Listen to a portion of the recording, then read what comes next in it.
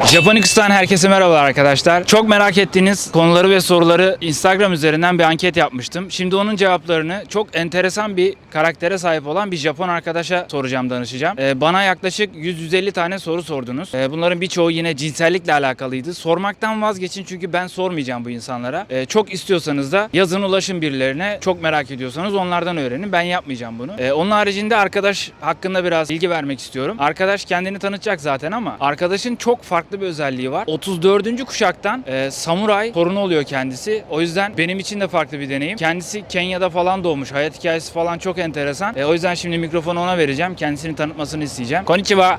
How are you? I'm fine. What about you? I'm good, except the weather's a bit gloomy. But Today is so bright and it is bright. hot, humidity. İnanılmaz nem var şu an. Bir de şu arkamızda bir tane mermer var. O mermerin ışığı yansıyor falan. Berbat durumdayız. O yüzden şimdi Hana kendini tanıtacak. Can you introduce yourself? My name is Hannah and I'm Japanese. That's it. What else? What do you do? I'm a teacher by profession and I've been living in Japan for 4 years now. Okay, Yes. but before Japan, where did you? I was in Africa.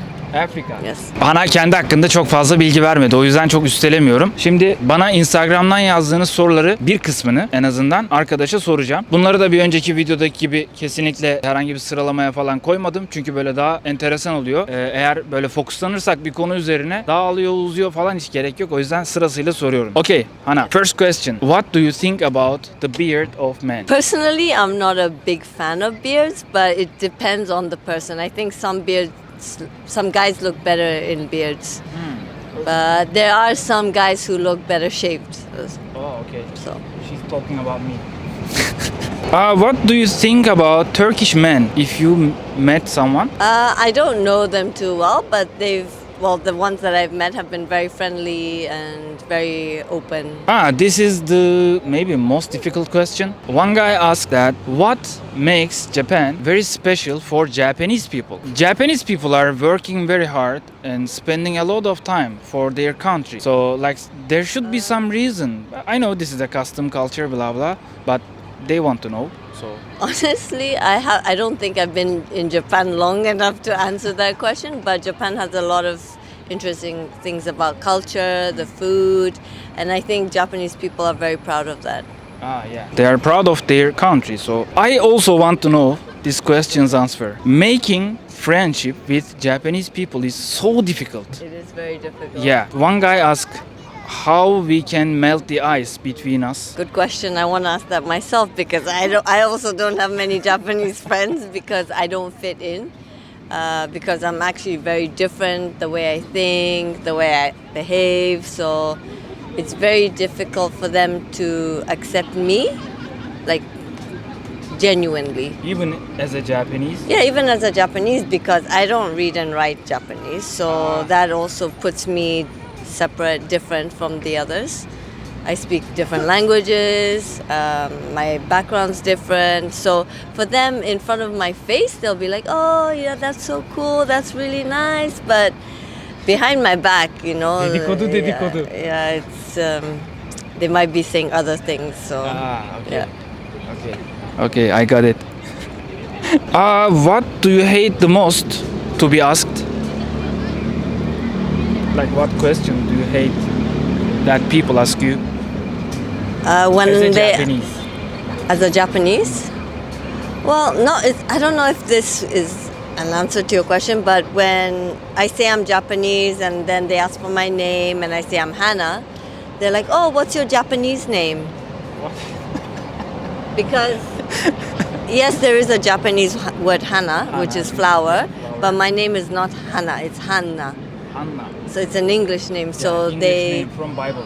İncil'de olan bir isim. İncil'de olan bir isim bu arkadaşlar. O yüzden Yeah, it's like, it gets very annoying. yeah. Okay. Sorry for that. Why is Japan very depressive country? I think people they're not doing what they love to do. They don't live life. In other countries, people work to live. Whereas here, it's the other way around. It's they live to work. So, and many people, there's a path already set for them before they get to choose what they really want or what they're good at. So then they end up in a a cubicle in an office, same thing every day, monotonous life. Monotonous life. And yeah, and one day they either get unemployed or they retire and they have nothing. They don't have a life. Sorry, but yeah, most people, not everyone, but most people. And most means 99%. Yani demek istiyor ki ülkemizde yaşayan insanlar diyor yaşamak için çalışmıyorlar. Çalışmak için yaşıyorlar. O yüzden hayat burada çok monoton ve herkes işte ya işten çıkarıldığında ya da emekli olduğunda hiçbir şeye sahip oluyor aslında. Yani paraları oluyor ama hayatlarına dair, yaşama dair hiçbir şeyler olmuyor falan diyor. Oh, and one more thing. And also a lot of people, they do what they're told, but it's very hard for them to really do what they want or express themselves because the culture is not set up in allowing that. So it's hard for people. Bizdeki mahalle baskısından bahsediyor şimdi, diyor ki yani bir mahalle baskısı var. Bu insanları yoruyor işte diyor. O yüzden yapmak istedikleri şeyleri yapamıyorlar ama bir şekilde hayattan uzak kalıyorlar işte diyor yani. Do you think the life in Japan is difficult for Japanese people? I think 50-50, I think, because in general I don't feel like Japanese people like taking risks. So yes, they dream about living in other countries or doing a different job, but I think the system in Japan is set very well for people to live comfortably. The insurance, the pension, the medical, everything. So nothing is really at risk, I think. Okay. Yeah, it's a very safe country compared to other countries, of course, like Africa or South America. So I think people have it easy seeing it from the outside, but for them it's like, okay, I don't have enough of this or I need this. So I think they need to appreciate things that they have. Yeah. Okay. Hayat kısmen zor. Kısmen. Ama dediği gibi yani Japonya çok güvenli bir ülke olduğu için arkadaşlar burada yaşamak, burada ne bileyim bir hayat kurmak falan kolay. Ama sadece hayatta kalabilmek için, ekstrası için çok daha fazla çalışmak gerekiyor. Çok daha fazla efor sarf etmek gerekiyor. Hangi alan olursa olsun, yani öğrenci olarak da gelsen, işçi olarak da gelsen ya da gelip bir Japonla da evlensen burada aynı sıkıntıları yaşayacaksın. Yani bundan kaçış yok. Çok zeki değilsen ve iş anlamında çok başarılı değilsen, yani tüccar değilsen kısacası mutlaka çok zorlanacaksın. Bence de. Do you think money is more important than love in Japanese relationships? More important than love in Japanese culture? I think so, yes. Because again, not everyone, I don't want to generalize too much, but many Japanese couples are married because of financial stability.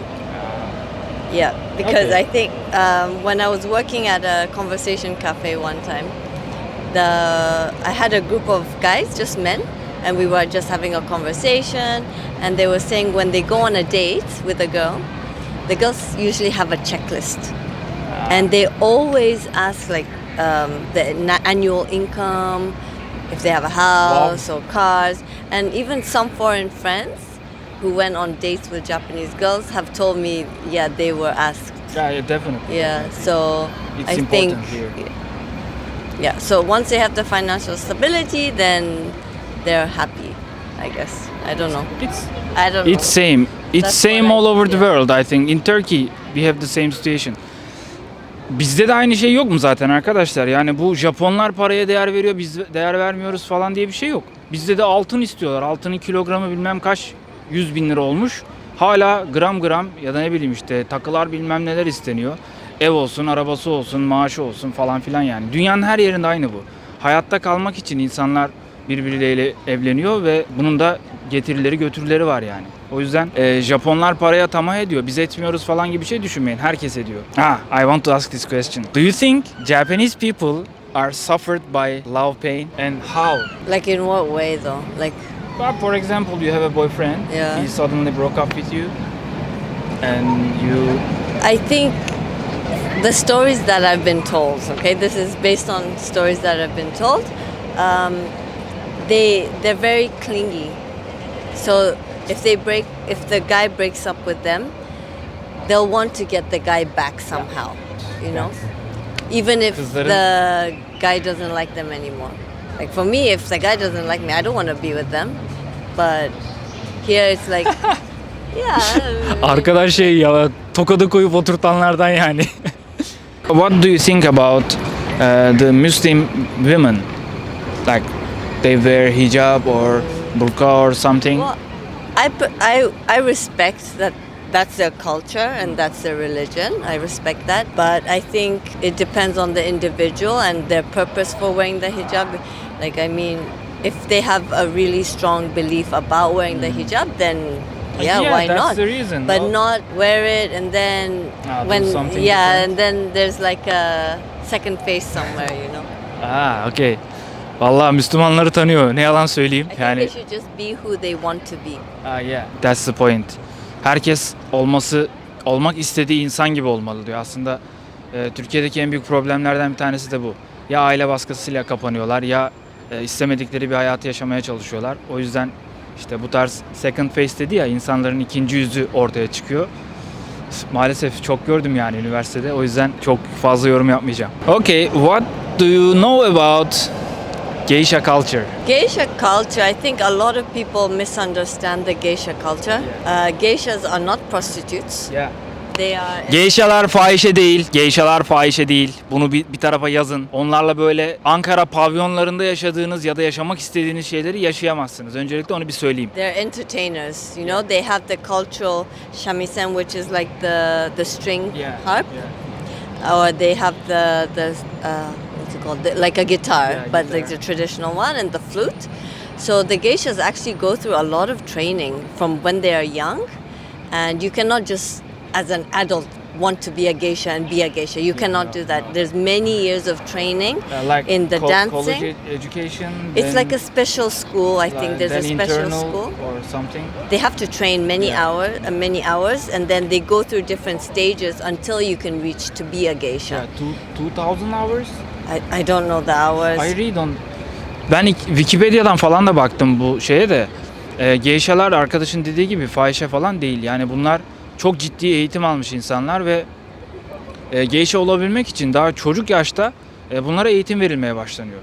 Sonrasında bunlar bizdeki yüksekokul düzeyinde bir eğitim alıyorlar. Sonra bunun üniversitesinin eğitimini aldığını düşünün yani. Bu eğitim silsilesi devam ediyor. Ve bizde tıp okuyanlar bilir. 4 sene okuduktan sonra 2 sene intern olarak hastanelerde staj yaparsın. Bu insanlar da aynı şekilde staj yapıyorlar ve çok ciddi eğitim alıyorlar. Yani merhale merhale deniyor herhalde. Eski Türkçe kullanıyorum biraz ama yaşım ortaya çıkıyor. Yapacak bir şey yok. Because they need to learn the instruments, but they also need to learn to sing and to dance, the Japanese traditional and dance. the most important one, to serve. Yeah, to serve and entertain the guests, you know. Yeah. That's the point of geisha. So geishalar fahişe değil arkadaşlar. Yani Japonlara yapılan en büyük hakaretlerden biri herhalde bu. Okay, what do you think or what Japanese women think about the violence against the women? I don't watch the news that often, but like there's verbal abuse. I know there's verbal abuse to put the woman down, and I think there's also sexual abuse. But I think women in Japan are becoming stronger these days. You know, if you look at the young men here, I mean, the manliness is decreasing. Yeah. I'm being nice. Burada erkek çocukları sürekli güç kaybediyor. Neden? Çünkü kadınlar çalışıyor, para kazanıyor. Ekonomik özgürlükleri var. Ekonomik özgürlükleri olduğu için de erkekleri sallamıyorlar arkadaşlar. Yani bu kadar basit. Türkiye'deki erkeklerin de sonu bu olacak. O kadın cinayetleri falan Türkiye'de revaçta bu ara. Ama hepsinin havası sönecek yani. Öyle kas gücüyle olmuyor bu. Burayla oluyor, burayla. Kadına şiddete hayır. Geri zekalılar. I think women sinirlendim are şu being an. more empowered now. Yeah. And they have like jobs as well, so it's not like they have to be dependent on the man all the time. But it depends on the woman too. Like opportunities Yeah. may support it, but doesn't matter if the woman is working. I think it happens everywhere in the world, you know. Yeah. So Like recently in Turkey, we are having a lot of issues about this. Like they killed a lot of women, but innocent women, innocent ladies. I really hate them. But the problem, women of Turkey don't have power because they don't work. They are just dependent on the man. You know. that sucks in Turkey. But I so think it's the same here for some yeah. people As like long that, as women are working in Japan, they are gonna get the power. So para çözüyor arkadaşlar. Kadınlara sesleniyorum, çalışın. Erkeklerin emri altına girmeyin. Arkadaşlar bu soruyu hakikaten sizin için soruyorum. Yani buraya dışarıdan gelmiş, Afrika'da yaşamış, Afrika'dan gelmiş. Aslen Japon olmasına rağmen yaşadığı zorlukları, iş bulma anlamında, insanlarla iletişime geçme anlamında ne kadar zorlandığını buraya gelme hayalleri olan insanlar adına soracağım şimdi arkadaşlar. What would you recommend the young people of Turkey who wants to come to Japan to live, to work, to study, whatever? Like there are a lot of difficulties to survive in Japan. So I explained already in Turkish that you have lived in abroad, then came to Japan. You faced a lot of troubles, like even finding job, like just to survive. Not over. First thing is, of course, Japanese people don't speak English as people think. So the language barrier is there. So you need to learn Japanese in order to actually mix with the Japanese people and be accepted by them to some extent. Not completely, because it's not possible. Impossible. Yeah. Impossible. But for you to make friends, you need Japanese. Yes, of course, there are more and more Japanese people learning English and want to, interact with foreigners and who are interested in Turkish culture, Western culture. But the language is a key thing, and you need it for jobs also. Yeah. Otherwise, yes, your job opportunity options are going to be very limited if you don't speak the language. Even for me, I speak fluent Japanese, but I don't read and write, so already that minimizes my options. Yeah. Even if you are Japanese. Yeah, even if you are Japanese. Evet arkadaşlar, benim sorularım bitti. Hana gerçekten dürüstçe cevap verdiğini düşünüyorum ve yani ne yaşadıysa, ne hissettiyse onu aktardığını düşünüyorum. O yüzden varsa bu tarz sorularınız yine beklerim. Eğer videonun devamının gelmesini istiyorsanız bu tarz videoların mutlaka yorumlara yazın. Fikirlerinizi bildirin en azından yani. Olumlu ya da olumsuz. Özellikle o dislike atanlara sesleniyorum. Yani bir sebebiniz varsa yazın arkadaşlar. Ben eleştiriye açığım. Hiç problem değil. Olumlu ya da olumsuz. Sürekli söylüyorum zaten. Onun haricinde Hana'ya çok teşekkür ediyorum. Bugün vakit ayırdı bize. Bu sıcak havada, iğrenç havada. Hana, thank you very much. On behalf of Turkish people. Especially the young guys who wants to live in Japan. So these are the keywords for them. I hope. Ders alın. Yani o kadar şey anlat. O zaman bir sonraki videoda görüşürüz. Videoyu beğenmeyi, like atmayı, yorum yapmayı unutmayın arkadaşlar. Beni Instagram'dan takip edebilirsiniz. Çok mutlu olurum. O zaman bir sonraki videoda görüşürüz. Kendinize iyi bakın. Bye bye.